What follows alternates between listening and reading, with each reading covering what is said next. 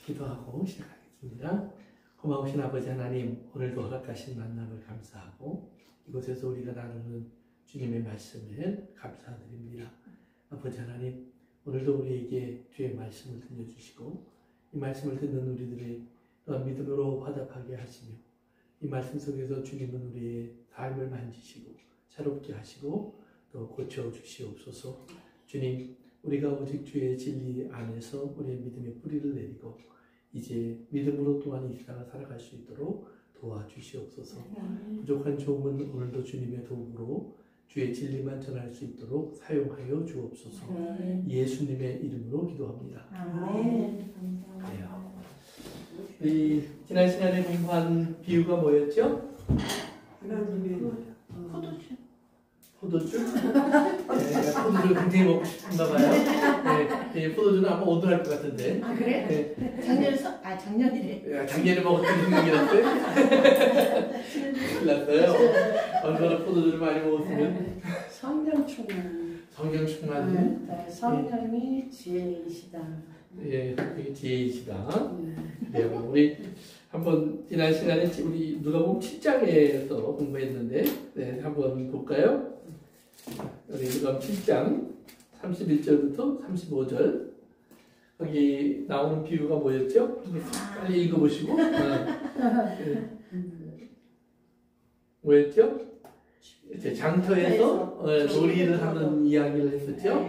그래서 아이들이 놀이를 하는데 한 팀은 장례팀, 한 팀은 결혼식팀. 예. 그래서 결혼식팀이 피리를 불면 춤을 춰야 되고 장례식팀이 이제 곡을 하면 같이 슬퍼해야 되는데 하지 않으니까 이제 파토가 됐다 하는 그런 얘기를 하면서 이제 우리가 그 안에서 해야 될, 깨달아야 될 것을 우리 잠시 말씀을 나눴었는데요. 그러면서 우리가 주님과 함께 기뻐하고 주님과 함께 즐거워한다는 것, 그것이 무엇인가를 우리 꼭 마음에 생각할 수 있는 시간을 좀 가지자고 말씀드렸던 것 같아요.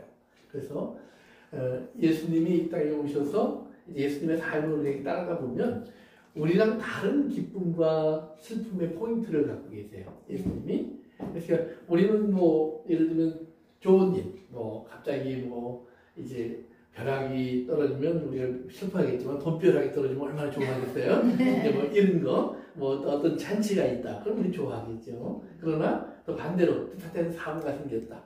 또 억울한 일이 생겼다. 그럼 우리 절망하겠죠. 또 슬퍼하겠죠. 그것이 이제 우리들의 반응이에요. 근데 예수님의 반응 속에서 삶에서 보면 우리는 예수님이 언제 기뻐하셨느냐 보면 믿음을 보면 기뻐하셨어요. 그래서 야, 내가 이런 믿음을 갖고 오는구나. 그러나 또한 동시에 믿음이 없는 것을 보면 예수님은 탄식하셨어요. 내가 다시 올 때 믿음을 보겠느냐. 이제 이런 말씀도 하셨고요.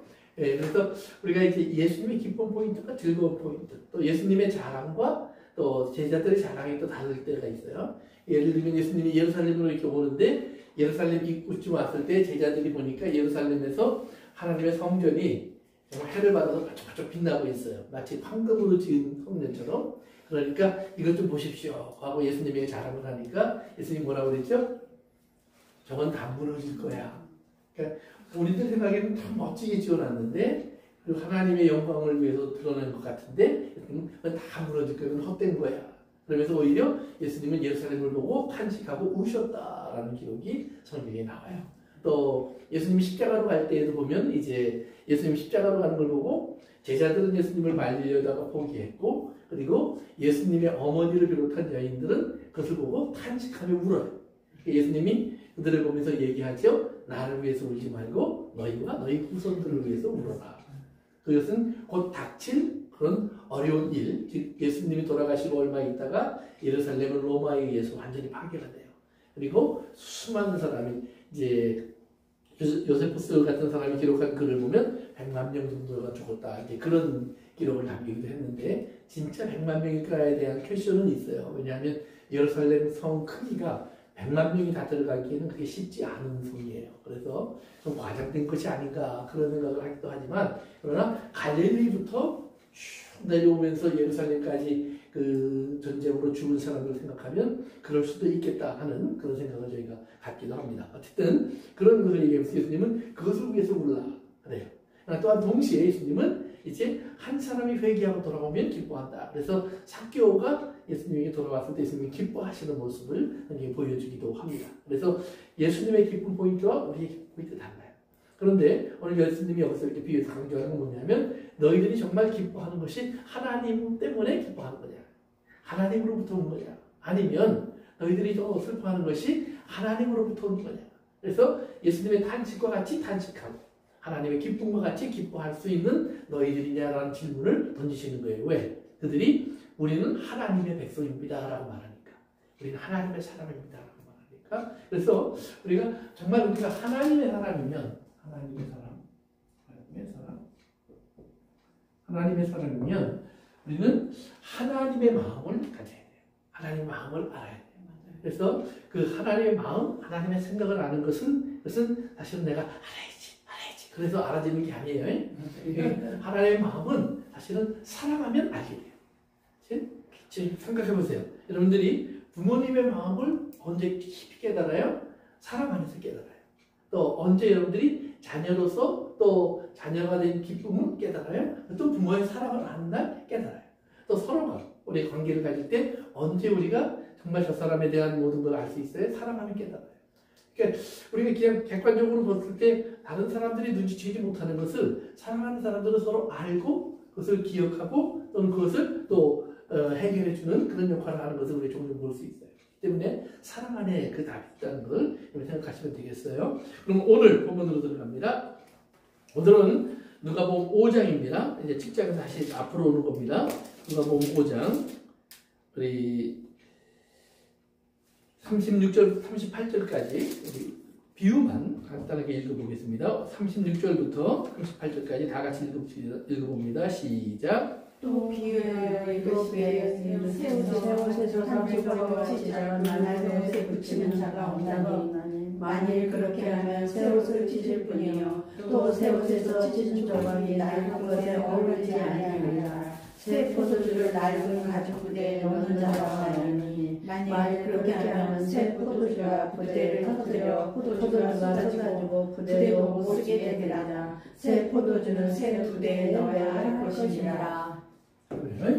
새 옷과 새 포도주에 대한 비유가 예수님이 주시는데, 여기서 이제 새 옷에서 한 조각을 띄어서 낡은 옷에, 이게 낡은 옷이요, 이렇게 덧대갖고 이렇게 꼬매서 이게 붙였단 말이에요. 그러면 어떻게 되겠느냐 질문하시는 거예요. 그러면 낡은 옷은 이것이 이제 뭐예요? 오래됐기 때문에 이제 딱딱하고, 그 다음에 이제 그 안에 유연성이 많이 없겠죠. 근데 새 옷은 아직은 금방 짠 옷이니까 그 안에 유연성, 즉, 뭐 요즘으로 말하면 수분이나 이런 게 많다는 말이에요. 그러니까 그건 탄력이 있어요. 그러나 시간이 지나면서 그것은 점점 어떻게 될까요? 말라가니까 쪼그라들겠죠. 그러니까 새 옷은 그냥 새 옷으로다가, 새 옷감은 새 옷을 만드는 데만 써야지. 만약에 새 옷감을 가지고 여기다 띄어서 여기 좀 헤어졌네, 그래서 이렇게 갖다 붙여놓으면 결국은 이것이 말라가면서 오히려 더 크게 찢어버린다. 그런 내용이죠. 근데 포도주 이야기도 마찬가지예요. 새 포도주를 이렇게 포도주를 담는 그런 이제 주머니가 있어요. 그런데 이제 이스라엘 사람들이 이걸 주로 양 가죽으로 만들었어요. 이게 다리도 이렇게 두 개 붙어 있겠죠.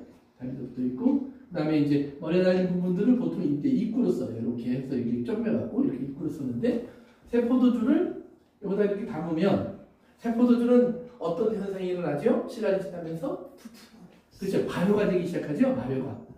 발효가 돼서 가스가 차니까 이게 부풀어 올라요. 그런데 만약에 이것이 오래된 가죽 부대면 어떻게 될까요? 딱딱하니까 결국은 압력을 어기지 못하고 터져요. 요즘 우리 이제 뭐 별로 그런 실수들을 잘 안 하시겠지만, 살림을 오래 하신 분들은 살림 경험 별로 없는 사람들은 김치를 담궈도 벽에 껍데기까지 꽉 깐 거예요. 그럼 어떤 현상이 일어나죠?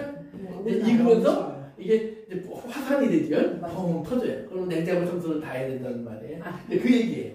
그러니까 예수님이 새 포도주를 새 부대에 넣어야지 낡은 부대에 넣으면 이런 현상이 일어난다. 이렇게 이제 이걸 이해하는 데는 그렇게 큰 어려움이 없어요. 이게 당연한 거니까. 네. 생활 속에 경험하는 거니까. 그러면 왜 이야기를 했는지를 그 앞을 보면 이제 우리가 가는 거예요. 앞으로 올라갑니다. 27절. 올라갑니다. 27절. 거기 보면 예수님이 한 사람을 만나는 이야기가 나와요. 누구를 만나죠?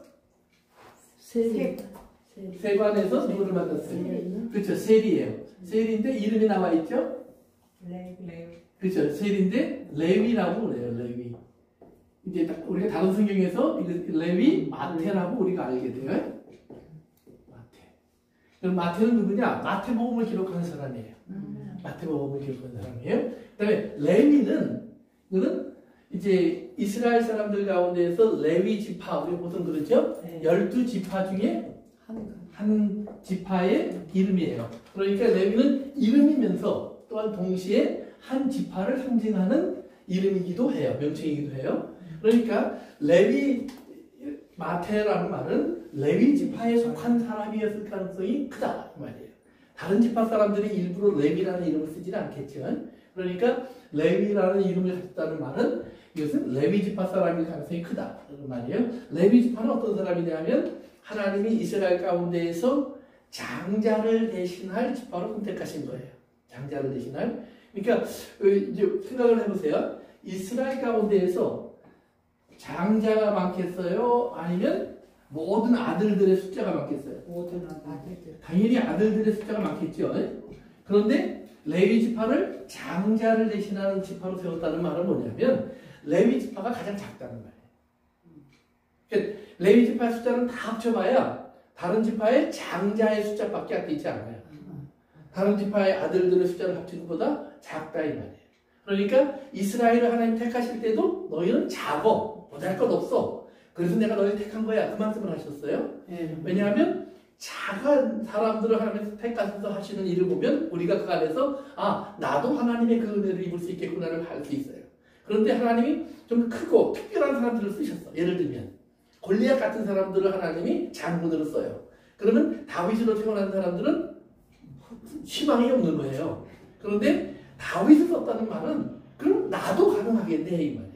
하나님의 말씀 속에 항상 그런 말씀이 숨어 있어요. 그래서 이스라엘은 작고 별것 없는데 레위 지파는 더 작다 이 말이에요. 그 안에서 작은 거니까 그래서 하나님이 더 쓰신 거예요. 그러니까 우리가 하나님이 나를 쓰신다 그랬을 때 하나님이 내가 잘나서 쓴다고 생각하면 큰 착각이다 이 말이에요.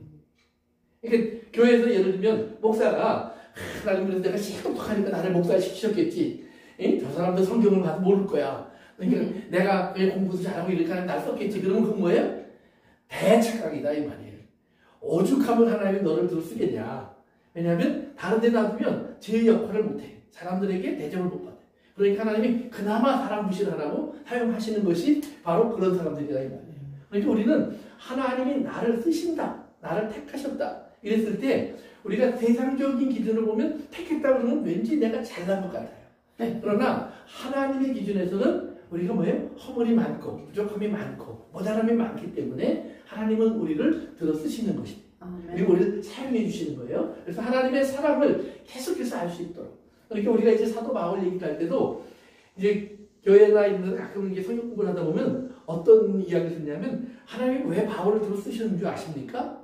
바울은요 가말리알의 제자입니다. 가말리알의 제자라는 말은 뭐냐면 올라오는 말은 예일대학 신학부를 나왔다 이 말이에요.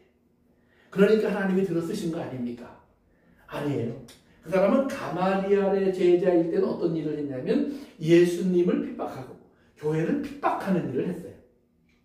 그러니까 거기서 배운 지식 가지고 거기서 배운 모든 생각을 가지고 바울은 어떤 일을 했냐면 철저하게 예수님을 반대하는 생활을 했다는 거예요. 그래서 하나님이 바울을 이제 만나셔서 완전히 바울을 뒤집어 엎어놓으니까 바울이 내가 과거에 알았던 모든 것은 분토와 같이 합니다. 내가 그것 가지고 한 일은 예수님 대적하는 일밖에 없었어. 그러나 이제 내가 예수님을 바로 전하는 것은 바로 예수님이 나를 만나셨기 때문이고 하나님의 성령 안에서 나를 하나님이 진리 가운데로 인도해 주시기 때문이야. 라고 바울이 고백하는 거예요. 그런데 우리는 아니야 그럴 리가 없어. 그래서 예일 나왔으니까 하버드 나왔으니까 이게 우리 생각 속에서 없어지지 않는다 이 말이에요. 그래서 철저하게 하나님은 우리를 그렇게 사용하시는 거예요. 앞으로 우리가 이제 요한복음 공부하면서 말씀드리겠지만 예수님이 제자를 부를 때도 유대인들 가운데에서 갈릴리 사람들을 부르면서 시작해요. 갈릴리 사람들. 그럼 갈릴리 사람들이라는 말은 뭐냐면 유대인들의 기준으로 볼 때는 별볼들 없는 놈들, 예, 별볼들 없는 놈들. 더구나 예수님은 나사렛 출신이라고 그러셨어요. 나사렛 출신은 나다나엘이 선한 것이 나올 수 없는 곳이라고 지명을 딱 집어서 얘기할 정도로 진짜 별볼일 없는 장소예요. 그런데 거기에서 예수님이 나오셨고 예수님의 제자들은 갈릴리 사람들이 모였어요. 그러니까 나중에 예수님이 돌아가신 다음에도 예수님의 제자들을 그 예루살렘에서 사도행전할 때 제가 얘기를 했는데 이제 재판을 할 때 뭐라고 그러냐면 쟤네들은 갈릴리 사람들이 아니냐 이래요. 그건 뭐냐면 별것도 아닌 놈들인데 그럼 또 말을 저렇게 잘하지? 우리가 대답할 수 없는 말을 하네? 깜짝 놀라요. 그 말은 뭐냐면 하나님의 성령이 주신 말을 베드로가 했을 때 그들이 거기에 응답할 줄을 몰랐다는 말이에요. 사실 오늘 우리가 와서 보면 신학적으로 다 응답해요. 다 반박해요. 베드로가 한 말, 뭐 요한이 한 말, 뭐 스테반이 한 말 반박할 재료가 없는 건 아니에요. 다 해요. 그러나 그 당시에 못했어요. 왜 못했을까요? 그것은 말이 특별해서가 아니에요. 그것은 하나님의 성령의 권위에 순간적으로 그들이 입이 막히는 것뿐이에요. 그러니까 우리가 생각할 때 정말 지혜롭게 말을 잘해서 그걸 다 따라갔구나. 아니에요. 예수님이 가르치신 말씀을 놓고 우리가 얼마나 엉터리로 이해를 하기도 하고 그리고 잘못되게 사용하는 게 얼마나 많아요. 그런데 그런 잘못되게 사용하는 그런 사람들이 많은 반면에 우리 성경을 읽다 보면 어느 순간에는 저들이 막 대적도 하고 그러나 어느 순간이 되면 입도 뻥끗하지 못할 정도로 입을 딱 다물기도 하고 그러면 어떨 때는 똑같은 말씀을 들으면서 막 대적하고 오히려 예수님을 죽이려고 하는데 어떨 때는 정말로 꿀먹은 벙어리가 되게 됐느냐 그 차이는 다른 게 없어요. 하나님의 성령의 권위에 늘릴 때는 꿀먹은 벙어리가 됐고 하나님의 성령의 권위에 아무리 예수님 말씀하셔도 내가 찔림을 받지 않은 상태에서는 저 무슨 소리 개소리야? 이렇게 응답했다 이 말이에요. 그러니까 우리가 하나님의 역사 속에서 우리는 하나님은 어떻게 역사하시는지 그리고 하나님은 언제 역사하시는지 그리고 하나님이 역사하신다고 해서 항상 하나님이 나를 통해서 말씀을 하실 때 다른 사람들이 말 대답 못하도록 그렇게 역사하는 것이 아니라 하나님 필요한 경우에는 그런 역사를 하시고 필요하지 않은 경우에는 그 말을 갖고 오히려 나는 거예요. 저 죽일로 그 소리밖에 못 듣는다는 말이에요. 예수님도 말씀을 하셨는데 하나님 주신 말씀을 어떨 때는 사람들이 꿀먹은 벙어리가 됐지만 결국은 예수님이 하신 말씀 때문에 사람들이 저를 죽여야 한다. 이 결론을 내린 거예요.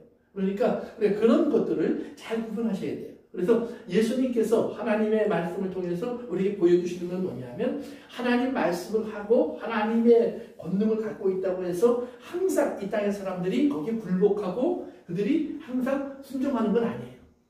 그러나 그럼에도 불구하고 우리에게는 하나님은 그러한 사람들 앞에서조차도 진리를 말할 수 있는 담대함과 용기와 믿음을 주신다는 사실을 우리가 알아야 돼요. 그래서 그 반대 때문에 우리가 말을 못하는 것이 아니라 반대 앞에서도 말을 함으로 말미암아 그 말이 결국은 그들에게 언젠가는 하나님의 진리가 되어서 때로는 그들을 바꾸고 때로는 그들을 심판하는 말씀으로 하나님이 역사하신다는 사실을 꼭 기억하시면 됩니다. 근데 어쨌든 간에 다시 이제 본문으로 들어오면 레위 마태라는 사람을 만나는데 세리예요. 세리라는 말은 뭐예요? 이스라엘 사람들 가운데 직업 중에서 가장 최악이. 그러니까 이스라엘이 죄인 그러면 우리가 복음서에서 항상 나오는 말이 있어요. 죄인 그러면 세리 또는 몸을 파는 장녀 이런 사람들을 성경은 죄인 그렇게 해요. 그러니까 세리는 곧 죄인이라는 말이에요. 그런데 예수님이 죄인을 불러요. 재밌는 거는 예수님이 불러서 뭐라고 하냐면 나를 따르라 하시니 28절에 보니까 한번 같이 읽어볼까요? 시작. 그가 모든 것을 버리고 일어나 따르니라. 그렇죠? 나를 따르라 그랬더니 다 버리고 따라갔어요. 여러분들에게 주님이 나를 따르라 지금 그러면 다 버리고 따라가겠냐 이 말이에요. 가방도 버리고 돈도 버리고 가정도 버리고 남편도 버리고 자식도 버리고 다 버리고 가겠냐 이 말이에요. 더구나 지금 세리 마태는 지금 일하고 있는 중이에요. 한참 일하고 있는데 너 나를 따라와. 그러니까 마태가 Yes sir 그리고 따라왔단 말이에요. 이게 말이 되는 거예요? 참 기가 막힌 일이에요. 그런데 왜 따라갈까요? 그러면 이게 없는 일을 기록한 건 아닐 거예요. 네. 그러면 있었던 일이라면 왜 따라갔을까요? 성령님이 앞전에 말씀하신 것처럼 성령님이 꼼짝 못하고 따라오게 하시지 않았을까요? 오케이. 맞아요. 그것도 맞아요. 또 왜 어떤 경우에 사람들이 이런 일을 하다가도 누가 갑자기 만나자고 그러면 뛰쳐나갈 거예요. 네? 지금 집에서 막 중요한 일을 하고 있어요. 직장에서 중요한 일을 하고 있어요. 그런데 제가 전화를 해갖고 당장 나 좀 만나야 돼. 그랬더니 이게 팍 뛰어나오는 사람이 있어요. 근데 어떤 사람은 나 지금 일하는 거 몰라? 나중에 전화해. 전화 끊는 사람도 있어요. 그렇죠. 근데 뛰어나가는 사람은 왜 뛰어나갈까요? 상대가 말씀을 순종하는 거죠. 그만큼 말씀에 순종하려고 그만큼 존중하고 존중하니까. 그럴 수밖에 없죠. 그럼 마태는 어떻게 보면 이제 우리가 그 위에 나오는 내용들을 좀 읽어보시면은 첫째는 마태는 어느 정도 예수님에 대한 이야기를 들었을 가능성이 커요. 왜 예수님에 대한 이야기를 들었을 가능성이 크냐면 예수님이 문둥병자도 그때 고치셨고 이미 가나에서 혼인잔치에서 이미 포도주도 만드셨고 또 야이로 로마의 백부장의 자녀도 고쳐주셨고 그리고 또 이제 네 사람이 중풍병에 걸린 사람을 데리고 왔을 때 그 사람도 고쳐주셨어요. 이제 그런 이야기들이 이미 갈릴리 지역에 이렇게 퍼져 있었어요. 그래서 예수님이 이렇게 가시는데 보면 성경에 뭐라고 나와 있냐면 예루살렘과 유다와 갈릴리 지역에서 모인 바리새인들, 서기관들이 예수님 주변에 찾아와서 예수님에게 질문을 해요. 그러니까 이미 널리 예수님의 이름이 알려져 있었으니까 마태는 이미 예수님에 대한 이야기를 적어도 들었을 가능성이 굉장히 높고 그 이유 중에 하나는 마태의 직업이에요. 마태는 무슨 직업이냐면 세리잖아요. 세리라는 말은 뭐예요? 수많은 사람들이 지나가는데 딱 길목에 앉아 있는 거예요. 그러니까 우리처럼 요즘 국세청이 따로 있어갖고 세금 고지서 보내는 게 아니라 마태가 하는 세리라는 직업은 뭐냐면 길목에 딱 앉아서 항구나 이런 사람들이 가장 많이 가는 길목에 딱 앉아서 지나가는 마차를 보면 세금 내셨습니까? 하는 거예요. 그런데 그때 세금을 이렇게 부과하는 걸 보면 마차 바퀴 숫자를 세요. 이 바퀴가 4개면 그러면 더 많이 내야 돼. 2개면 조금 내도 돼요. 바퀴 없이 그냥 메고 가면 더 조금 내도 돼. 근데 바퀴도 4개인데 바퀴가 두꺼워. 그러면 더 많이 내야 돼. 그래서 자동차들 보면은 뭐 고급차 또는 중형차, 소형차 이래갖고 세금 레이트가 다를 수 있잖아요. 그처럼 그렇게 달라요. 그래서 이 마태가 그걸 보고 자기 마음대로 이렇게 좁은 마차 바퀴인데도 자기 기분에다가 너는 바퀴가 너무 두꺼워. 그러면 많이 내야 돼. 이런 사람이 세리예요. 그러니까 사람들이 가장 많이 지나다니는 데 앉아서 이 소문 저 소문 가장 많이 들을 수 있었던 위치일 거예요. 두 번째는 그 다음에 마태가 그럼에도 불구하고 왜 따라 나갔을까? 자기 직업 또는 하던 일을 다 놔두고 두 번째는 마태의 마음속에 있었던 어떤 고민이 있었을 거예요. 적어도 지금 내가 하는 일에 대한 어떤 회의, 내가 왜 이러고 살지? 여기서 내가 얻을 수 있는 게 뭐지?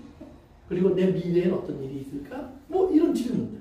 또는 자기가 적어도 이스라엘 사람이니까 유대인이었으니까 비록 세리였지만 하나님에 대한 생각도 했을 거고 메시아에 대한 생각도 했을 텐데 예수에 대한 소문을 들으면서 혹시 그분이 그런 분이 아닐까?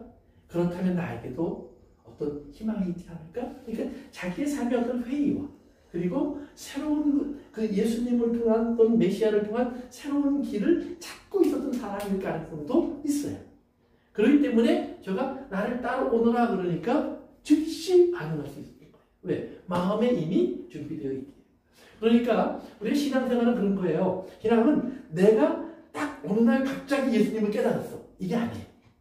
나는 그날 갑자기 깨달았는데 그러나 그 전부터 하나님은 내 속에서 꾸준히 일을 해오고 계셨어요. 그래서 어느 순간인가 그 소리를 들을 때 내가 아멘 또는 맞구나 저기 바로 진리야 이렇게 따라갈 수 있는 사람이 될 수 있도록 내 삶 속에 하나님은 일을 해오셨다라는 사실이에요.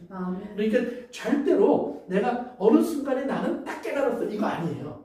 분명히 어느 순간인 건 맞을 거예요. 그러나 어떤 사람들은 보면 어느 순간인 건 분명히 아는 사람도 있는데 어떤 사람은 글쎄 내가 언제 예수 믿었지? 언제부터 예수 믿었지? 이런 사람도 있어요. 어떤 사람은 그러면 아니 자기가 태어난 날짜도 몰라? 그래요? 태어난 날짜 아는 사람 손 들어봐요. 가르쳐줘야죠. 알아요? 네. 부모님이 가르쳐 줬으니까. 아, 거짓말인지 어떻게 알아요? 거짓말 안 해. 호적에 보니까 2월 3일이거든요. 자기 태어난 날이 10월 달이라는데 호적에 보니까 2월 달이에요. 그럼 누구 말이 맞아요? 엄마 말. 그러니까 이건 뭐예요? 자기가 직접 하는 사람은 아무도 없어요. 누군가가 너 그때 태어났어 얘기해 준 거예요. 그래서 내가 분명히 기억하는데 너 나이 밑에서 주웠어. 아니야, 너는 그때 거기서 이렇게 태어났어. 뭐 이런 얘기를 주변에서 한다 이 말이에요. 그러면 우리 그 말 듣고 내가 그때 태어났구나 라고 생각하는 거지 진짜 자기가 태어난 걸 아는 사람은 없어요. 그러면서 그렇지만 우리가 그때쯤 태어난 사람이 맞구나. 내가 57년도에 태어난 게 맞구나. 왜? 내 나이를 보고 내 주변의 친구들 보니까 다 그때쯤 태어난 사람들이 다 보니까 비슷해. 그 나이 또래 사람들의 어떤 특성도 있고 나이가 들어가는 모습도 있고 또 여러 가지 주변의 모습들 속에서 학교도 같이 다녔고 뭐 같은 직장 다녔고 뭐 은퇴할 때도 같이 비슷하고 그러니까 비슷하구나. 내가 그 나이가 맞구나. 그렇게 우리가 추측하는 거지 사실은 정확히 아는 사람은 아무도 없어요. 마찬가지예요. 우리가 내가 부모도 없고 아무도 나에게 알려주는 사람이 없어서 고아로 자라다가 어느 날 내가 우연히 나는 그럼 몇 살일까? 이런 질문을 갖는 사람이 뭐 이 땅에 한 사람이라도 있을 수 있다 이 말이에요. 그러면 그 사람의 언제부터 태어났고 언제까지 그 사람이 지금 몇 살인지 누구도 얘기해 줄 수 없지만 우리가 분명히 아는 건 뭐예요? 그 사람도 사람이에요. 태어난 걸 몰라도.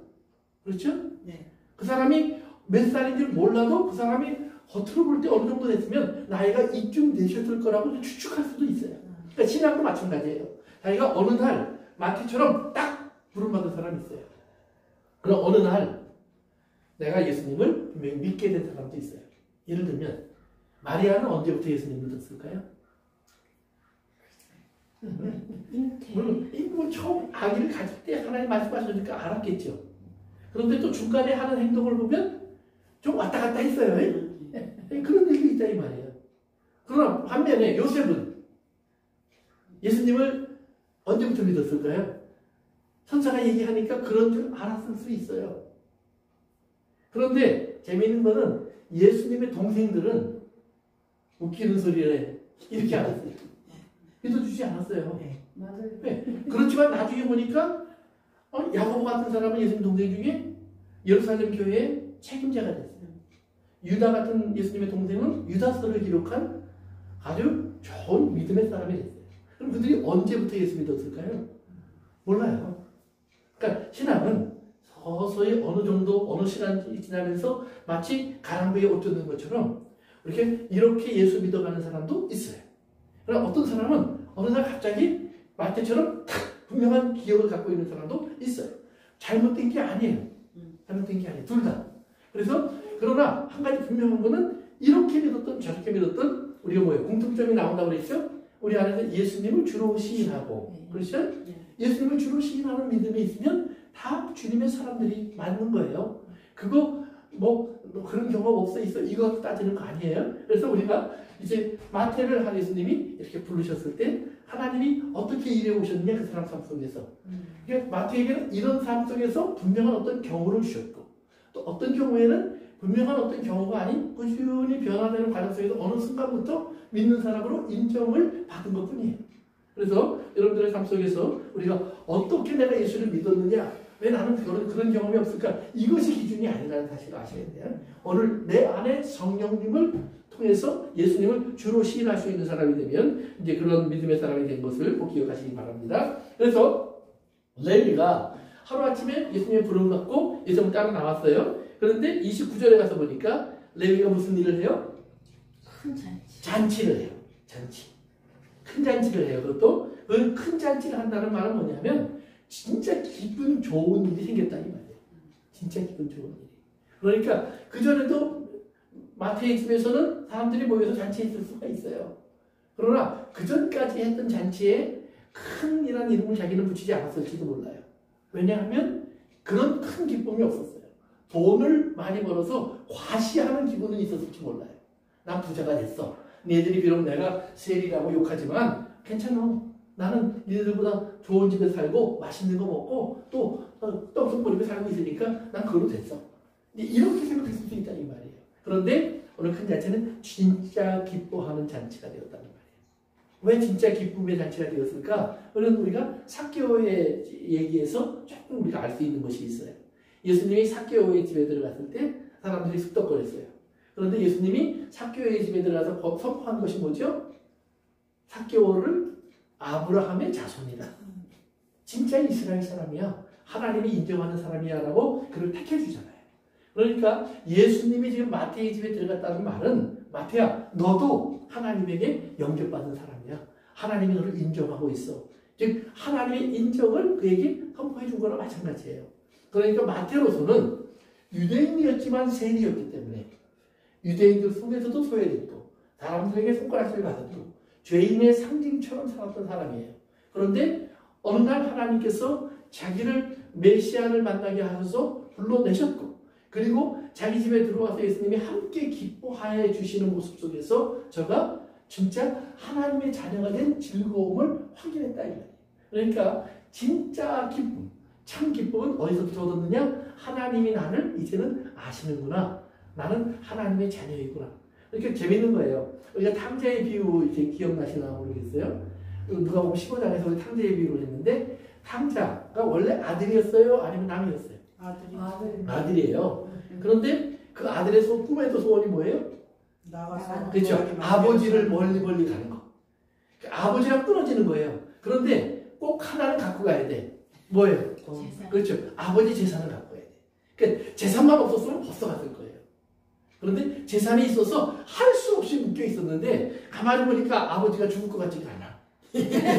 하나님이니까 안 돌아가신다 이 말이에요. 그러니까 건강해도 너무 건강해. 맨날 인삼만 먹고 삼삼만 먹고 안 되겠어요. 그래서 아버지 언젠간 돌아가실 거 아닙니까? 유산 나에게 미리 주십시오.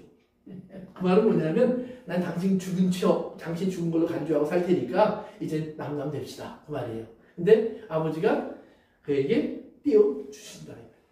그러니까 가지고 거기 보니까 먼 나라로 가요. 먼 나라로. 아버지가 못 찾는 것. 아버지가 누군지를 모르는 그 장소를 가서 그 다음에 거기서 마음껏 살아보는 거예요. 그러다가 결론이 뭐였어요? 거지가 됐지. 거지. 그것도 산거지. 그래서 돼지치기를 하다가 어느 날 아버지 품으로 다시 돌아와요. 그럴 때 아버지가 그 아들 다시 만나더래요. 그런데 보세요. 우리가 얘기하는 것처럼 원래 아들이었어요. 그런데 자기가 아들이 안 되고 싶은 거예요. 그래서 아들 아닌 걸로 살았어요. 근데 아들 아닌 걸로 살다가 나중에 너무 배가 고프니까 돌아오는데 아들 아닌 걸로 살면서 밥만 주면 돼. 참 이기적이죠. 참 이기적. 아버지의 마음을 아들은 한 번도 생각 안 해요. 정말 아버지가 나를 이렇게 띄워놓고 행복하실까? 즐거울까? 뭐 알튼이 빠져서 속 시원하실까? 아니면 아버지 지금 어떤 모습일까? 한 번도 궁금해하지 않아요. 그런데 아버지는 그 아들을 알고 있어요. 먼 데 있는데 아버지가 아들을 알아봐요. 그건 알아보는 건 그건 불가능한 일이에요. 왜? 나갈 때랑 들어올 때 지금 모습이 벌써 시간도 지났고 그 다음에 나갈 때는 얼마나 폼 잡고 나가겠어요. 요즘은 벤츠 타고 쫙 갔는데 돌아올 때 보니까 남의 그냥 뒤에 따라오는 저 거지 상거지가 돼서 이러고 그냥 머리는 덥수룩하고 막 이러고 오는 그 아들의 모습이 얼마나 초라했겠어요. 그런데 아버지 쫓아나가서 그 아들을 분양한단 말이에요. 그러면 뭐냐면 내 잃어버린 아들 다시 찾은 아들. 그러니까 우리는 세리 죄인이라는 말을 하는데 하나님에게는 원래 아들이었단 말이에요. 하나님에게. 그러니까 우리들 한 사람 한 사람이 예수를 믿게 됐을 때 우리가 꼭 깨달아야 되는 것이 이거예요. 내가 돌아온 것이 아니라 나를 하나님이 찾아내셨다. 나를 찾아내셨다. 그러니까 He found me. 그러니까 하나님이 나를 발견해내셨다. 그래서 하나님 나를 발견해내셨는데 어떻게 나를 발견하셨느냐? 원래 내 거니까 하나님은 아는 거예요. 아버지는 아는 것이 있어요. 그러니까 사람들이 볼 때의 외모는 어떨지 몰라도 그러니까 심지어는 살인범에 대해서 감옥에 있는 사람일지라도 하나님은 그 사람을 찾아낼 수 있어요. 잃어버린 아들이기 때문에. 그래서 하나님 찾아내셨다고 얘기하면서 이제 많은 사람이 같이 앉아서 잔치를 하기 시작해요. 잔치를 하니까 30절에 보니까 한번 읽어봅시다. 30절 시작. 바리새인과 조리의 서기관들이 그 제자들을 비방하여 이르되 너희가 어찌하여 세리와 죄인과 함께 먹고 마시느냐. 예수께서 대답하여 이르시되 건강한 자에게는 의사가 쓸데없고 병든 자에게는 쓸데있나니 계속. 내가 의인을 부르러 온 것이 아니요 죄인을 불러 회개시키려 왔노라. 아멘. 여기까지. 그래서 예수님이 이제 앉아서 먹고 마시니까 그들이 비방하는 거예요. 왜? 누구랑 어울렸어요? 죄인과 어울렸어요. 죄인과 어울렸다는 말은 죄인과 어울렸다는 말은 더러워졌다는 말이에요. 하나님의 사람의 특징은 깨끗해야 돼요. 그런데 더러워졌다는 말이에요. 그래서 이스라엘 사람들은 바깥에 나갔다 들어오면 손발 닦았어요. 예. 그것은 뭐 위생 때문에 닦은 게 아니에요. 그것은 나가서 이 세상 사람들을 만났기 때문에 내 손이 더러워졌어. 내 발이 더러워졌어. 그래서 손발을 닦는 거예요. 그 더러움을 씻어내는 거예요. 그래서 왜? 자기는 거룩하니까.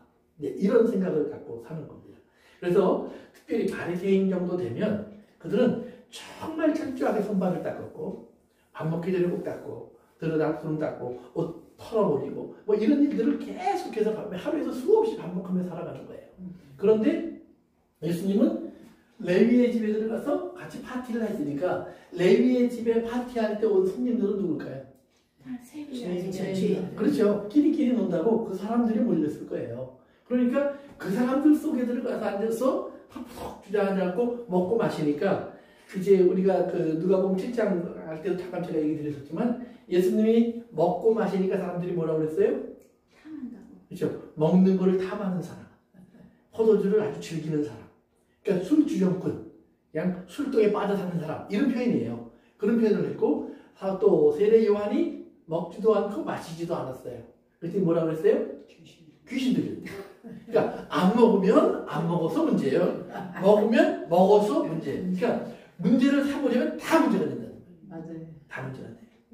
그러면 그게 문제가 아니라서 문제가 안 되는 게 아니에요. 그러니까 제가 지난 주일에 잠깐 그런 말씀드렸지만 하나님의 말씀은요 우리가 이걸 알아야면 이제 율법에서 죄를 가르쳐줘요. 이 뭐가 죄다.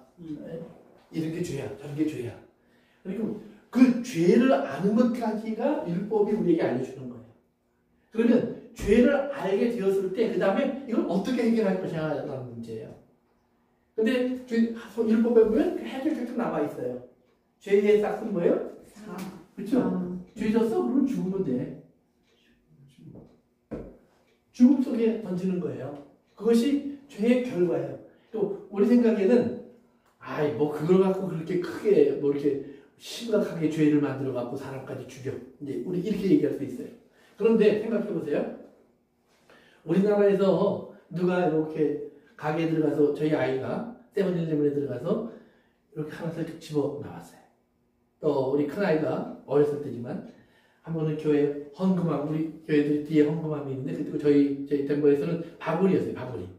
그러니까 들어와서 밥 봉지 하나 들고 나갔어요. 그런데 그걸 또 누가 일렀어. 그것도 동생이 일렀어요. 그래서 조사를 해보니까 가지 같은 게 맞아요. 그래갖고 이제 뭐 야단도 맞고 이제 그랬지만 결국 이제 용서를 다 받았죠. 근데 어쨌든 간에 우리가 그런 죄 때문에 뭐 죽음까지 갈 필요가 있느냐? 그런데 사우디아라비아나 이런 데 가면 손목을 잘라버려요. 도둑질했다고. 우리가 볼 때는 뭐 그것 때문에 그러는데 아니다 이 말이에요. 세월이 변하면서 요즘 좀 달라졌지만 옛날에 같은 경우에 우리가 외간 남자랑 같이 앉아만 있어도 안 됐어요. 근데 요즘은 앉아만 있는 게 아니라 그 이상을 해도 별로 크게 문제가 안 돼요. 그럼 과거에는 한 동네에서도 얼굴을 같이 마주대기도 싫어했던 정도로 푸대접을 받았던 사람이 지금은 뻔뻔하게 살 수도 있어요. 그러니까 여러 가지가 환경에 따라서 바뀌어져요. 그러니까 어느 나라의 기준에 따라서 그 나라의 기준에서는 별것 아닌 걸로 용서하면 그만인 것도 이 나라에 가면 감옥에 가야 되고 저 나라에 가면 손목이 잘라져야 되고 여러 가지 기준이 달라지는 거예요. 근데 하나님 나라의 기준은 죽음이에요. 그거는 그 나라의 법이니까 우리가 잘못됐습니다. 바꿉시다. 그럼 딴 나라 가서 하시면 돼요. 하나님이 안 말려. 딴 나라는 어디죠? 그렇죠. 아니, 거기 좋은 분 가시면 돼. 그러니까 하나님은 안 말려. 하나님은 죽음이에요. 그런데 그러면 죽음으로 끝나면 하나님이 만드신 인간은 어떻게 되는 거예요? 땅에 씨도 안 남는 거예요. 그러니까 그러면 누구의 실패예요? 이것은 하나님의 실패예요. 그런데 하나님이 거기에 비밀을 심어놓으셨어요. 비밀. 그 비밀이 뭐냐? 예수님의 십자가예요. 그래서 이 죽음을 이리로 가져오시는 거예요. 그리고 대신 죽었으니까 너는 살아라. 이것을 해주시는 거예요. 그 이유가 뭐냐? 너는 내가 사랑하는 사람이야. 너는 내 거야. 그러니까 하나님이 너는 내 거야 그랬을 때 이 세상 사람들이 하와가 범죄하면서 이제부터 남편은 내 거야. 그건 내 소유야라는 거예요. 하나님 그래서 내 마음대로 할 거야라는 뜻이에요. 그러나 하나님은 너는 내 거야 그랬을 때 뭐예요? 네 마음대로 해 이 말이에요. 큰 차이가 있어요. 그래서 진리를 알지니 진리가 너희를 뭐하여? 자유케 하리라. 예수를 믿으면 자유케 돼요. 어떤 자유가 오느냐? 나 이제 하나님을 사랑할 수 없었던 사람이 하나님을 사랑할 수도 있고 안 할 수도 있는 자유가 생기는 거예요. 그런데 하나님을 알고 나면 사랑 안 할 수 없어요. 이게 하나님의 배짱이에요. 내가 너 이렇게 사랑하고 너희를 딱 봐. 내가 얼마나 멋지게 생겼냐. 그러니까 너희는 날 사랑 안 할 수 없어. 사랑 안 할 수 없어. 그러니까 내가 지금 잊어버렸는데 처음 결혼하는 사람들이 서로 상대방에 대해 갖고 있는 조건하고요. 재혼하는 분들이 갖고 있는 조건이 다르대요. 재혼하는 분들의 조건 중에 가장 중요한 것 중에 하나는 맞아야 된대요. 잘 맞아야 된대요. 근데 남자는 잘난 사람이 더 필요하대요. 근데 여자분들은 잘 맞는 사람이 더 필요하대요. 그 차이래요. 근데 처음 결혼한 사람들은 아니래요. 다른 조건을 더 찾는데요.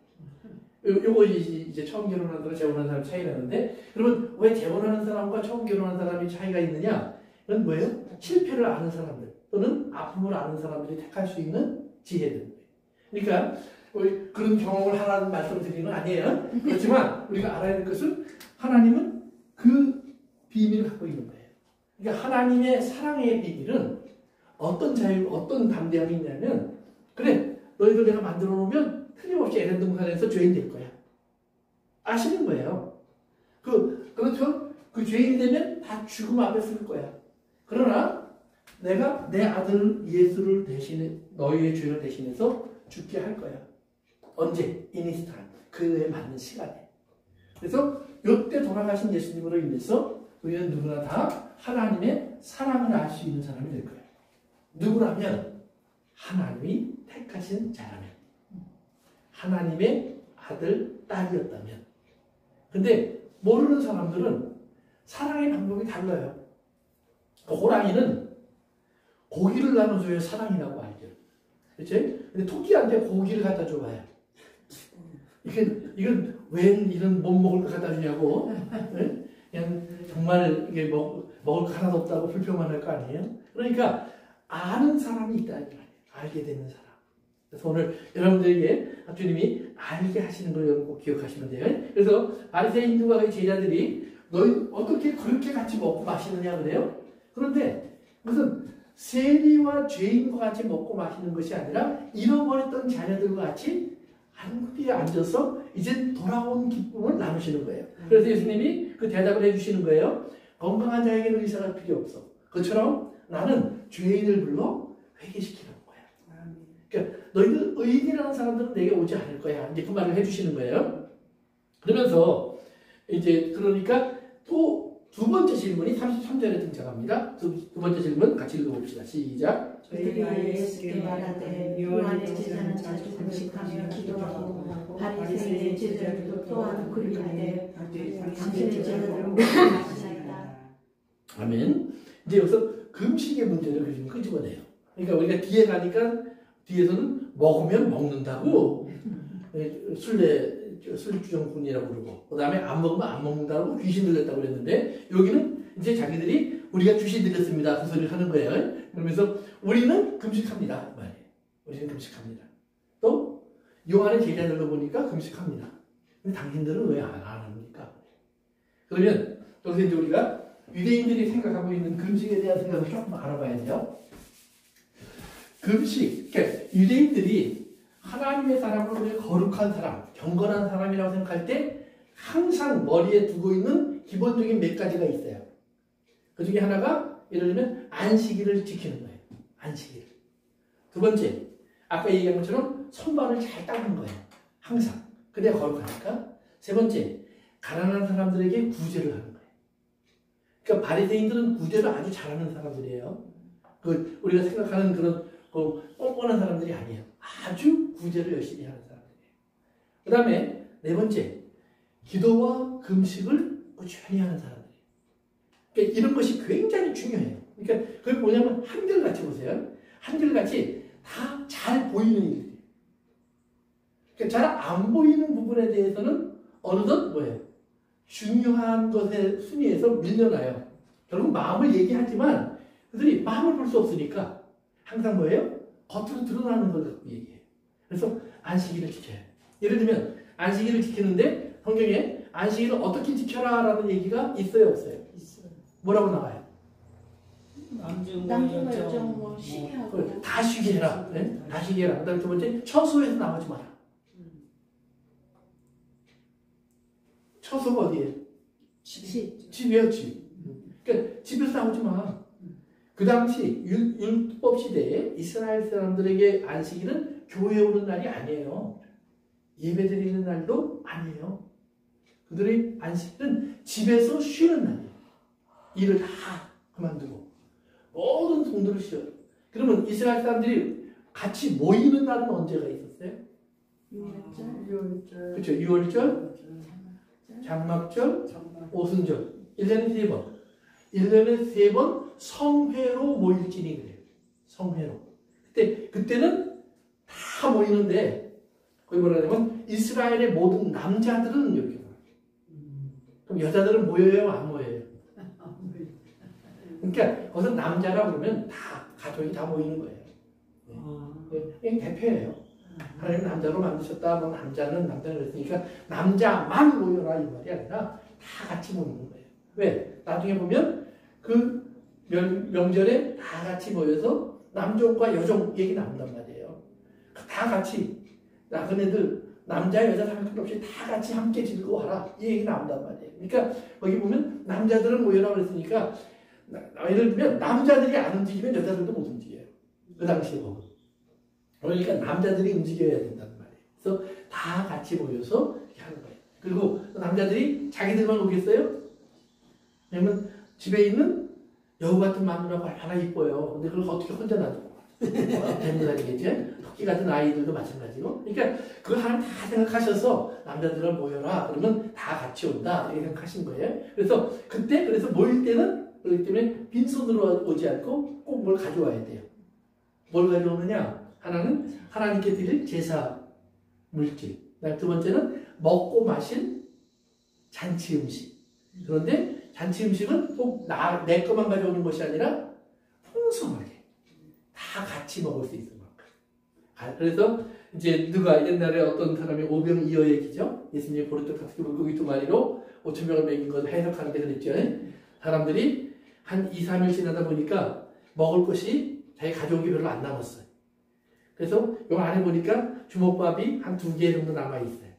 물고기도 한 마리가 이렇게 만져져. 근데 옆도 따라보니까 다 먹은 것 같아. 그리고 꺼내 먹자니 눈치가 보이고, 안 꺼내 먹자니 배가 고프고, 어쩔 줄 모르고 있는데 어린아이가 예수님에게 딱 갖다 줬단 말이에요. 그러니까 그걸 보고 양심이 찔려서 가진 거 다 꺼내놨대요. 그랬더니 먹고 나오더래. 네, 그런 해석도 있었어요. 옛날에 있었어요. 근데 어쨌든 간에 무슨 얘기할 것 같죠? 모르겠어요? 모일 때. 어쨌든 간에 그래서 1년에 3번 모이는 거예요. 그러니까 안식일은 거룩하게 지켜라 라는 말은 집에서 쉬어라, 다른 사람도 다 같이 쉬게 하라. 이제 그런 표현의 강조예요. 그 다음에 두 번째로 이제 금식도 하나님 성경에 보면 1년에 한 번 하라고 했어요. 한 번. 1년에 한 번. 우리 한번 봅시다. 레위기 16장으로 한번 가보세요. 레위기 16장 19절일 것 같은데요. 한번 봅시다. 레위기 16장 구약성경 레위기 16장 19절 같아요. 볼까요? 아니네. 31절 가볼까요? 예. 31절이요. 같이 읽어볼까요? 시작. 이는 너희에게 안식일 중에 안식일을 즉 너희는 스스로 그렇게 할지니 영원히 지킬 규례라. 아멘. 이는 너희의 안식일 중에 안식일이니. 그 말은 뭐냐면 그 안식일 중에 안식일이라는 말은 속죄일이에요. 속죄일. 이렇게. 여러분들 그래서 우리가 보통 안식일 그러면 일주일에 하루 그걸 안식일로 알죠? 근데 그날도 안식일이에요. 안식일 중에 하나예요. 레위기 23장에 보면 안식일에 대한 설명이 더 자세하게 나와요. 근데 그 안식일이 뭐냐면 유월절도 안식일이에요. 무교절도 안식일이에요. 그 다음에 오순절도 안식일이에요. 그리고 장막절도 안식일이에요. 그 다음에 이제 오늘 여기 말하는 속죄일도 안식일이에요. 그러니까 안식일이 하루만 아니에요. 일주일에 하루만이 아니라 이렇게 안식일이 1년 중에 여러 날 있어요. 그러니까 오늘 우리로 말하면 추석도 안식일이에요. 설날도 안식일이에요. 광복절도 안식일이에요. 미국 독립기념일도 안식일이에요. 현충일도 안식일이에요. 그러니까 이런 안식일들이 여러 날 같이 있어요. 그래서 그 안식일들을 지켜라 그래요. 근데 안식일 중에서 가장 큰 안식일은 속죄일이에요. 그것은 이스라엘 달력으로 말하면 1월 10일. 일반 보통 달력으로 말하면 7월 10일이에요. 그래서 이제 우리나라로 말하면 한 추석 조금 전 그때가 안식일이에요. 속죄일들. 그래서 안식일이라고 하는데 속죄일은 뭐냐면 1년에 한 번 이스라엘 사람들이 다 같이 모여서 하나님 앞에 이스라엘 모든 죄를 고백하고 그 죄의 용서를 받기 위해서 염소 2마리로 제사를 지내는 날이에요. 그래서 그날을 이제 속죄일이라고 부르는데 가장 큰 안식일이다 이렇게 불러요. 그런데 거기 뭐라고 되냐면 그날은 너희가 스스로 뭐 하라고 그랬어요? 괴롭게 하라. 괴롭다. 정말 괴롭혀라. 이것이 밥을 먹지 마라라는 말이에요. 스스로 괴롭게 한다. 이 말은 밥을 먹지 말라 그 말이에요. 그래서 어디 보면 이사야서 53장으로 가서 보시면은요, 53장 4절 한번 가봅시다. 우리 몇 군데 찾아봅시다. 그리고 음식에 대한 이해가 필요할 테니까 이사야서 53장 4절. 이사야서 53장 4절이요. 한번 읽어볼까요? 시작. 그는 실로 우리의 질고를 지고 우리의 슬픔을 당하였거늘 우리는 생각하기를 그는 징벌을 받아 하나님께 맞으며 고난을 당한다 하였노라. 거기서 고난을 당한다 할 때가 거기 뭐냐면 괴롭힌다라는 말이에요. 금식을 한다 이 말이에요. 그러니까 괴롭다, 고난당한다. 여기서 또 다른 표현이 한 군데 나옵니다. 똑같은 단어예요. 그게 다 이제 아나라는 단어인데 히브리어로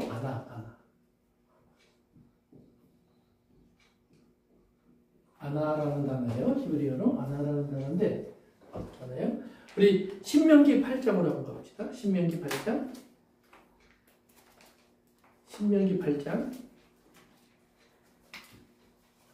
신명기 앞에서 5번째 책이 신명기입니다. 5번째 책 8장 1절부터 3절 같이 읽습니다. 시작. 내가 명하는 모든 명령을 너희에게 지켜야 하라. 그리하면 너희가 살고 번성하고 여호와께서 너희의 조상들에게 산산 땅에 들어가서 그것을 차지하리라. 내 하나님 여호와께서 40년 동안에 내게 광야를 걷게 하신 것을 기억하라. 이는 너를 낮추시며 너를 시험하사 내 마음이 어떠한지 그 명령을 지키는지 지키지 않는지 알려 하심이라. 너를 낮추시며 너를 죽이게 하시며 또 너도 알지 못하며 내 조상도 알지 못하던 만나를 내게 먹이신 것이 사람이 떡으로만 사는 것이 아니요 여호와의 입에서 나오는 모든 말씀으로 사는 줄을 내가 알게 하려 하시니라. 아멘. 근데 거기서 낮추시며라는 말이 반복되는데요. 낮추시며 그것이 똑같은 말이에요. 그래서 괴롭다, 괴롭히다, 원한당한다, 낮추다 이 말이 전부 다 아나라는 말로 같은 단어인데 그러면 스스로 괴롭히다라는 말은 그래서 곡식을 끊는다는 말이에요. 그러니까 이스라엘 사람들이 광야로 나갔을 때 광야에는 먹을 것이 있어요, 없어요? 없죠. 광야에 나가서 그들이 만나는 건 뭐예요? 먹을 것이 없는 세상으로 들어가는 거예요. 그러니까 금식할 수밖에 없는 세계로 들어가는 거예요. 그런데 금식할 수밖에 없는 세계로 들어갔을 때 이스라엘은 하나님 앞에 먹을 것이 없다고 불평을 해요. 그러면 하나님은 그때마다 먹을 것을 주셨고 마실 것을 주세요. 그러면서 하나님이 계속 그들에게 강조하는 건 뭐냐면 자, 너희들이 떡으로 사는 거 아니야. 내 말로 사는 거야. 내가 너희는 살리라 라고 약속했잖아. 그러면 너희에게 살게 할 거야. 그 사는 길을 내가 준비했어. 너희는 그걸 믿고 나오면 되는 거야. 그래서 내가 너희를 살게 할 거야. 그래서 하나님이 이스라엘에게 양식을 계속해서 주세요. 그런데 이스라엘은 그 40년 목들이 뭐라고 그래요? 물렸다는 정도가 아니라 이 천박한 거, 입에 대기도 싫은 거, 보기도 싫은 거, 지긋지긋한 거 이거 우리가 필요 없습니다. 그러니까 왜? 먹었는데 금식한 거예요. 무슨 금식했어요? 먹고 싶은 거, 고기, 파, 마늘, 김치, 고추장, 된장 이런 게 너무너무 먹고 싶은데 하나님 그런 거 하나도 안 주고 맨날 빵만 한 덩어리씩 줬단 말이에요. 근데 빵이 영양빵이야. 그 안에 단백질도 들어가 있고 탄수화물도 들어가 있고 지방도 들어가서 아주 영양빵이에요. 그런데 40년 먹고 나면 입에 식물이 나요. 그런데 우리 재밌는 게요. 하나님 앞에 돈 달라는 사람이 40년 동안 돈 받고 나서 식물을 한다고 그러는 사람 하나도 없어요. 이상한 거예요. 그러니까 자기가 좋아하는 거는 40년을 줘도 always 땡큐야. 그러다가 어쩌다 안 주면 왜 안 주냐고 따져요. 예? 그런데 자기가 싫은 거는 그냥 시작부터 싫은 거예요. 무조건 싫은 거예요. 싫으니까 싫은 거예요. 그 안에 있는 다른 뜻을 생각하지도 않아요. 무조건 싫은 거예요. 예, 그런 식의 생각을 해요. 근데 보세요. 예수님이 똑같이 40일 동안 광야로 나가요. 성경에 보면 금식했다 그래요. 금식. 그러니까 이스라엘은 그나마 만나와 메추라기도 하나님 주셨고 물을 주셨어요. 근데 예수님은 만나와 메추라기도 없이 광야로 나가요. 40일. 그리고 40일이 지나니까 시험이 와요. 시험이 왔을 때 제1차 시험이 뭐였죠? 그렇죠. 돌을 떡으로 만들어 먹어야지. 지금 정말 돌을만 봐도 떡처럼 보일 판인데 그 얘기까지 들었으니까 아마 김까지 무럭무럭 올라가고 있었을 거예요. 눈앞에. 그런데 예수님 뭐라고 그러죠? 사람이 떡으로만 살 것이 그렇죠. 아니라 하나님의 입에서 나오는 말씀으로 살. 아멘. 그러니까 우리 방금 읽었던 그 구절을 말하는 거예요.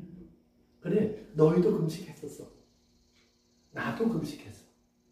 그런데 이스라엘 사람들은 금식하면서 하나님께 불평했어요. 우리를 죽이려고 데리고 나왔습니다. 이스라엘 사람들의 말은 꼭 그렇게 했어요. 우리가 죽을 데가 없어서, 무덤이 없어서 우리를 죽이시려고. 이 말을 계속 반복해요. 근데 예수님은 그때 뭐냐면 사람은 떡으로만 사는 게 아니야. 하나님의 입으로 나오는 모든 말씀들로 사는 거야. 내가 순종하고 있으면 나는 살아. 하나님 말씀을 나는 듣고 따르고 있으면 나는 살아있는 거야. 죽은 게 아니야. 그러니까 너희가 아무리 잘 먹고 잘 살아도 그 말씀을 듣고 있지 않으면 너희는 죽어 있는 거야. 그러나 내가 지금 당장 죽을 것 같은 이런 금식 40일 이후의 내 모습이지만 여전히 난 하나님의 음성을 듣고 있으면 난 살아있는 거야. 그래요? 그리고 나서 예수님이 그의 삶 속에서 이제 사단을 물리치고 승리하는 모습으로 세상으로 딱 등장해요. 그러니까 그 다음에 예수님을 넘어뜨릴 수 있는 게 없어요. 먹고 마시고 입는 것을 딱 이기고 나니까 예수님을 넘어뜨리지 못해요. 그 다음에 나오는 거는 예수님으로 유명해져라. 큰 사람이 되라. 왕이 되라. 그러니까 이 세상에 부귀영화 보여주고 나한테 전하면 다 줄게. 그런 거 똑같은 거예요. 예수님이 그것도 가뿐히 물리쳐요. 하나님만 섬기라고 해요. 그러니까 예수님의 모습은 뭐냐면 광야에서 40일 그 시험 받았던 금식 후에 시험 받았던 것을 그의 삶으로 그대로 보여준 거예요. 그러니까 그의 삶을 그대로 보여주니까 금식 40일 하고 나면 어떻게 돼요? 죽어요. 죽는 거예요. 십자가의 죽음이에요. 그런데 예수님은 뭐냐면 죽어도 살겠고 그러십니다. 아멘. 그리고 그 죽어도 사는 삶이 무엇인가를 실제로 예수님의 삶에서 예수님의 죽음과 무덤과 부활로 증명해 보이십니다. 그래서 진짜 생명이 무엇인가? 그래서 우리가 이 땅에서 어떤 생명을 가져도 사람이 만들어준 생명은 반드시 죽게 되어 있지만 하나님의 말씀으로 인한 삶은 영원하다는 사실을 거기서 다시 한번 일깨워내시는 거예요. 그래서 이제 금식에 대한 이야기를 해서 너희들은 왜 이렇게 하나님도 금식하라고 했고 또 바리새인들과 요한의 제자들도 금식하는데 니네 제자들은 왜 안 하니 그래요. 그런데 거기에서 이제 몇 가지 문제가 생겨요. 그게 뭐냐면 첫 번째는 하나님이 1년에 한 번 하라고 했거든요.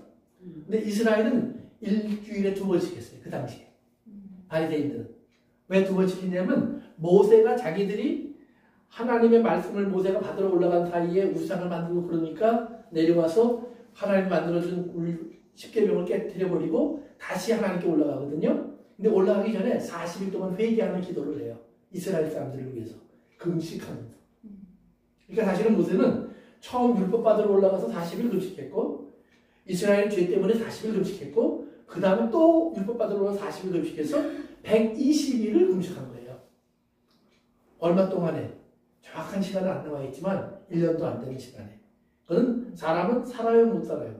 못 사는 거예요. 근데 살았다는 말 자체가 뭐예요? 하나님의 특별한 섭리 가운데서 있었던 일이라는 걸 보여주는 거예요. 너도 40일 금식 기도하라고 가르쳐준 게 아니에요.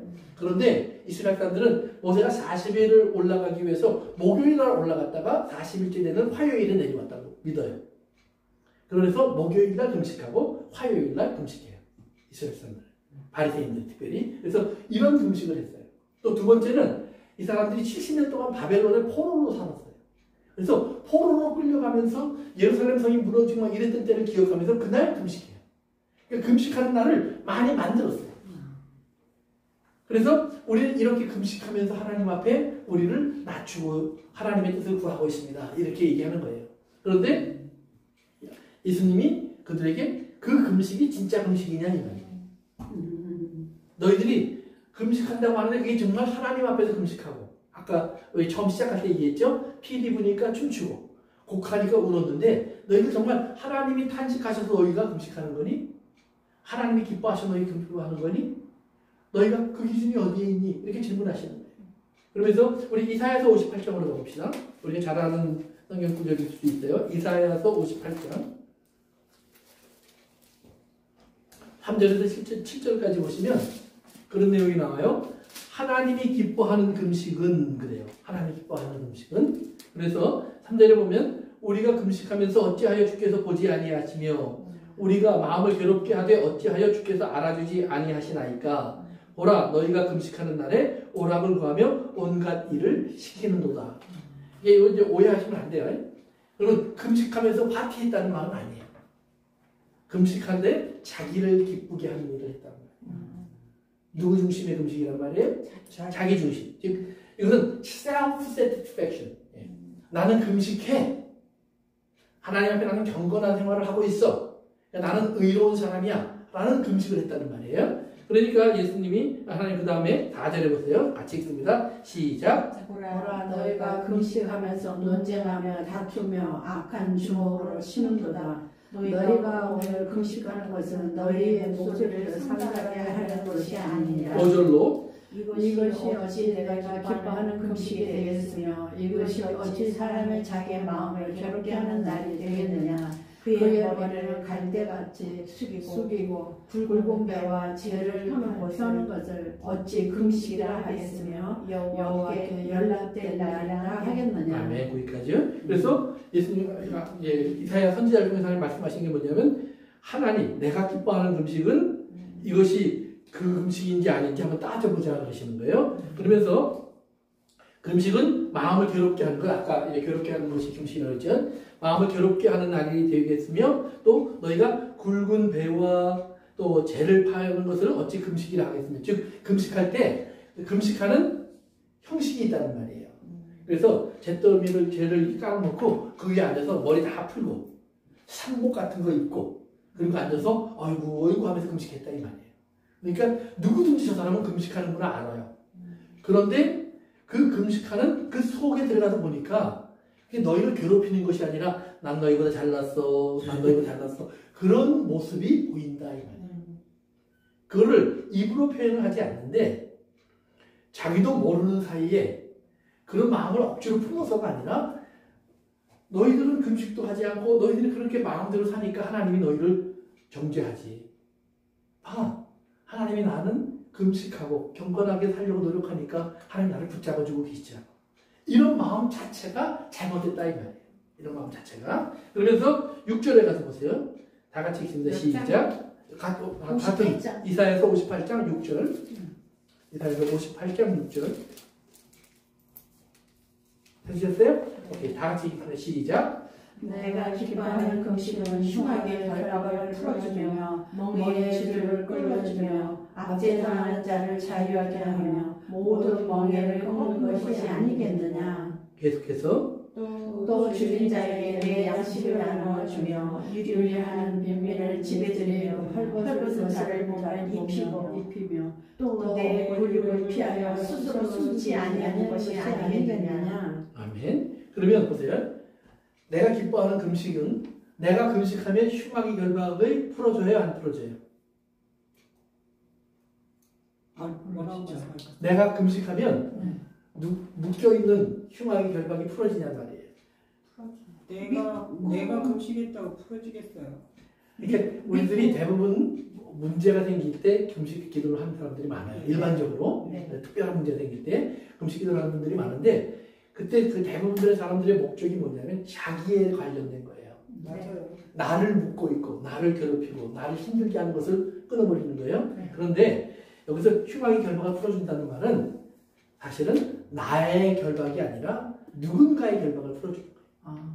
누군가의 결박. 나로 인해서 누군가 묶여있고 내가 누군가를 묶고 있고 누군가를 정죄하고 있고 누군가를 저주하고 있고 누군가를 가둬놓고 있고 누군가를 괴롭히고 있어요. 예를 들면 예수님이 주신 비유 속에 나에게 빚진 사람을 감옥에 가두고 다 갚을 때까지만 못 나와. 그런 사람이 있었다 이 말이에요. 근데 그 사람을 놔줘야 돼요. 그렇죠? 왜 놔줘야 돼요? 첫째는 형제이기 때문에 놔줘야 돼요. 둘째는 하나님의 법, 안식년의 법 때문에 놔줘야 돼요. 안식년이 되면 그냥 보내주라고 그랬어요. 성경에 탕감해주라고 그랬어요. 그런데 이스라엘 사람들이 그걸 안 지켰다. 그러니까 그들은 여전히 죄의 노예로 묶어버린다는 말이에요. 그러니까 자기들이 애굽에서 노예 생활할 때 묶였던 것처럼 그들의 누군가를 노예처럼 묶고 있다는 말이에요. 또 그다음에 결박을 풀어주면 같은 뜻이에요. 멍에의 줄을 끌어주며 압제당하는 자를 놓아주며 자유하게 하며 다 똑같은 말이에요. 그런데 물어봅시다. 그러면 내가 나 때문에 갇힌 사람은 내가 놓아줄 수 있다고 해요. 그러나 억울한 일을 당하는 사람이 있다고 내가 금식하면 그 사람이 억울한 게 없어져요? 예수님이 하셔야 되잖아요. 그렇죠. 예수님이 하셔야 돼요. 답은 이 금식은 예수님만이 할 수 있는 거예요. 네. 다른 말로 말하면 예수님의 삶이 이 금식을 완성하는 거예요. 네. 이거 잘 기억하셔야 돼요. 그래서 이사야서 53장으로 한번 가봅시다. 53장. 이사야서 53장. 조금 앞에요. 조금 앞으로 가시면.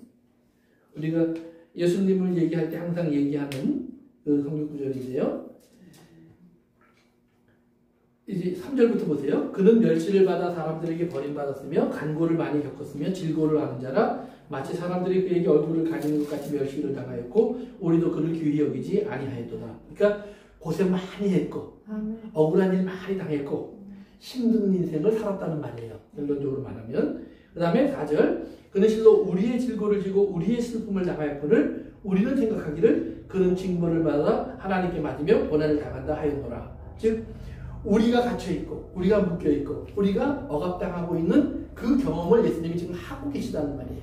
그것을 그러면서 그 다음으로 갑니다. 5절 같이 읽습니다. 시작. 그가 찔림은 우리의 허물 때문이요 그가 상함은 우리의 죄악 때문이라. 그가 징계를 받음으로 우리는 평화를 누리고 그가 채찍에 맞음으로 우리는 나음을 받았도다.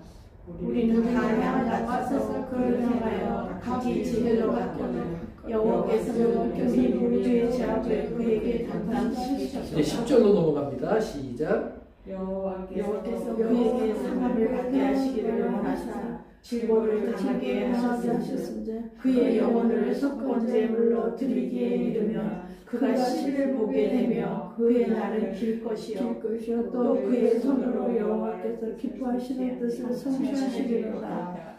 아멘. 아멘. 그래서 여기 보시면 예수님이 이 땅에 오셔서 어려움과 고통과 힘들고 괴로운 일을 당하셨다라고 기록해요. 그런데 그것이 왜 했느냐를 말해요. 왜 했다고 그랬죠? 우리 때문에. 왜? 우리가 그렇게 갇혀 있으니까. 우리가 그렇게 묶여 있으니까. 즉 아까 그 금식의 얘기에서 우리 본 것처럼 우리가 억압당하고 있고 압제를 당하고 있고 눌림당하고 있고 그리고 묶여 있고 그래서 그런 사람들에게 예수님이 오셔서 예수님이 우리를 대신해서 그 세계로 들어가고 우리를 거기서 꺼내주신 거예요. 그래서 가난한 자에게 복음이 선포됐다고 하라 라고 예수님 말씀하세요. 묶인 자에게 자유를, 묶여있던 그 다음에 감을 갇힌 자들에게 놓아줌을. 그것이 복음의 핵심이라고 예수님이 오자마자 말씀을 하세요. 그러면 그 핵심적인 그 사건은 어떻게 일어난 것이냐? 누군가가 괴로움을 당했기 때문에 그 일이 일어났다는 말이에요. 그런데 그 괴로움을 당할 때 예수님께서 누구가 강제로 시킨 것이 아니라 스스로 그 길을 택하셔서 낮아지시면서 고난 속에 들어가심으로 말미암아 우리를 그 올무에서 풀어주고 억압에서 자유케 하고 그리고 괴로움 속에서 우리를 놓아주시는 해방의 경험을 우리에게 주셨다는 말이에요. 뭘 통해서? 예수님의 이 모습, 즉 금식. 그러니까 예수님의 금식이라는 말이에요. 여러분 우리는 금식하면 안 되냐? 안 해도 돼요. 그럼 우리의 금식은 그렇기 때문에 우리가 이것을 이루어주신 예수님을 기억하는 금식이 되시면 돼요. 여기 감사하는 금식이 되시면 돼요. 이게 아니라 내가 지금 아프니까 이걸 기도하면서 끊어질 거야. 내가 지금 그냥 특별히 가정에 지금 너무 문제가 복잡하니까 내가 40일이라도 금식하다 보면 하나님이 내가 죽을까봐 고쳐주실지도 몰라. 이런 거 아니건 하나님 협박하는 거예요. 그렇잖아요. 안 들어주시면 나 금식할 거야 하나님. 그러면 안 된다 이 말이에요. 그러니까 우리가 중요한 것은 이미 예수님의 삶 속에서 예수님이 하늘의 모든 영광을 버리고 모든 예수님의 특권을 버리고 낮아지심으로 즉 비었잖아요. empty. 자기의 낮추시면서 고난 속에 들어오시는 금식을 통해서 예수님은 우리에게 이 모든 은혜를 허락해 주셨다는 사실을 우리가 깨닫고 우리가 그걸 받으면서 우리가 감사함으로 금식도 감사함으로 하고 그것을 또 우리의 금식 속에서 우리가 정말 예수님이 나를 기억했던 기억하면서 배고픈 사람의 입장이 이렇겠구나. 힘든 사람의 자리가 저런 자리구나. 고통당하는 사람들이 저런 고통 속에 있구나. 그들 속에 내가 주님의 손길이 되어서 어떻게 찾아갈까? 그 숙제를 감당하는 거예요. 이 금식은 밥을 안 먹는 게 목적이 아니에요. 굶는 것이 목적이 아니에요. 내가 누군가에게 하나님의 복음의 손길이 되어야 된다는 사실을 확인하고 그 일을 하는 것이 금식이에요. 그래서 우리 아까 58장에 보면 그 가족들이 오면 숨지 않는 거, 도망가지 않는 그게 뭐냐면 맨날 손 벌리고 찾아오는 가족이 있다 이 말이에요. 떡 줘 이러고. 그러면 그 사람 보면 아이고 문 닫아. 야 빨리 냄새 나는 거 빨리 빼. 예, 괜히 뭐 맛있는 거 해 먹었어 이럴까봐 다 그런다 이 말이에요. 그러지 말고 그들에게 주. 즉 안식년, 희년 하나님이 만들어주신 모든 법 속에 그런 개념이 다 들어와 있다 이 말이에요. 그런데 이스라엘 사람들이 그걸 안 지켜요. 그러니까 그걸 안 지키면서 뭐만 해요? 금식을 해. 그러니까 뭐 때문에? 그러니까 거기에 손을 내밀기 위해서 하는 것이 아니라 나는 하나님 앞에 보라. 잘못을 하지 않고 있어. 쟤들은 오늘도 먹고 마시고 그러면서 저들은 하나님 안에 경건함에 들어오지 않고 있어 하는 그런 잘못된 개념을 한다 이 말이에요. 이것이 내가 저들의 흉악의 결박을 풀어주는 것이 아니라 오히려 더 꽁꽁 매버리는 거죠. 그러니까 그래서 그런 금식은 아니다라는 말이에요. 그래서 예수님께서 이제 그들에게 말씀하시는 겁니다. 그래서 내가 기뻐하는 금식이 무엇인가를 분명히 가르쳐 주시면서 그들에게 지금 너희들이 지금 바리새인들의 제자와 세례요한의 제자는 금식한다고 하는데 왜 당신의 제자는 금식하지 않습니까? 이렇게 예수님이 답을 뭐라고 하시냐면 보세요. 이제 우리 다시 본문으로 돌아갑니다. 누가복음 5장입니다. 누가복음 5장 다시 돌아가세요.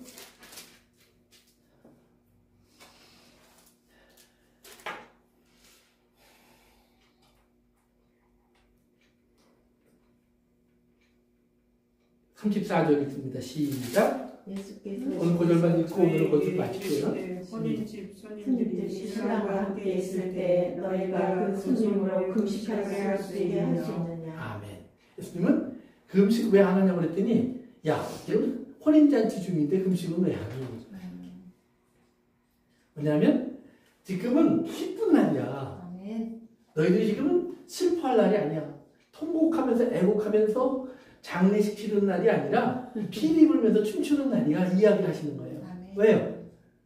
예수님이 오셨으니까. 남편 되신 예수님이 오셨으니까. 그리고 지금 마태와 이런 세리들은 예수님의 은혜로 말미암아 그들이 잃어버린 뜻에서 다시 돌아오게 됐으니까.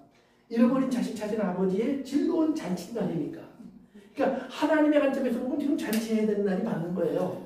그런데 이 사람들은 무슨 얘기하냐면 잔치할 날이 아니잖아요. 우리는 지금도 금식해야 되잖아요. 왜요? 묶여 있잖아요. 갇혀 있잖아요. 그런데 사실은 금식하는 자기는 안 묶여 있어. 저 사람들이 묶여 있는 거예요. 그의 금식은 저 사람들도 무거운 짐 속에 눌러놓는 거예요. 그래서 예수님이 수고하고 무거운 짐 자들아 다 내게로 오라. 내가 너희를 편히 쉬게 하리라. 나의 멍에는 쉽고 가볍다. 이렇게 얘기하시는 거예요. 저들은 자꾸 무거운 짐을 옮겨줘요. 너 이거 못하면 너는 거기서 못 나와. 그런데 예수님은 뭐예요? 내가 대신 졌으니까 믿으면 나와. 나를 따라오면 나와. 나와 함께하면 나와. 자, 너 내게로 나오지 않을래? 그러면서 마태와 같이 앉아있는 걸 보시면서 너도 들어와서 앉으면 돼. 그런데 바리새인들과 요한의 제자들이 그렇게 하지 못한다는 말이에요. 오늘 여러분의 삶 속에서도 이런 하나님의 은혜가 함께 하시길 바랍니다. 나머지 2부는 다음 주에 계속해서 이어가겠습니다. 네, 기도하겠습니다. 아버지 하나님, 오늘 우리에게 주신 하나님의 말씀 속에서 저희들이 주님이 기뻐하시는 금식, 또 주님이 즐거워하시는 아버지 하나님 그날을 우리가 다시 한번 확인하고 은혜가 무엇인지 생각해 봅니다. 우리 사랑하는 주님의 자녀들, 아버지 하나님 이 땅에서 저들이 지금이 어떠한 때인 줄 알게 하시고 저들이 아버지 하나님 또 기도 금식을 하되 어떠한 금식, 어떠한 기도와 저들의 기도가 되어야 할지 기억하게 도와주시옵소서. 아멘. 예수님의 이름으로 기도합니다. 아멘.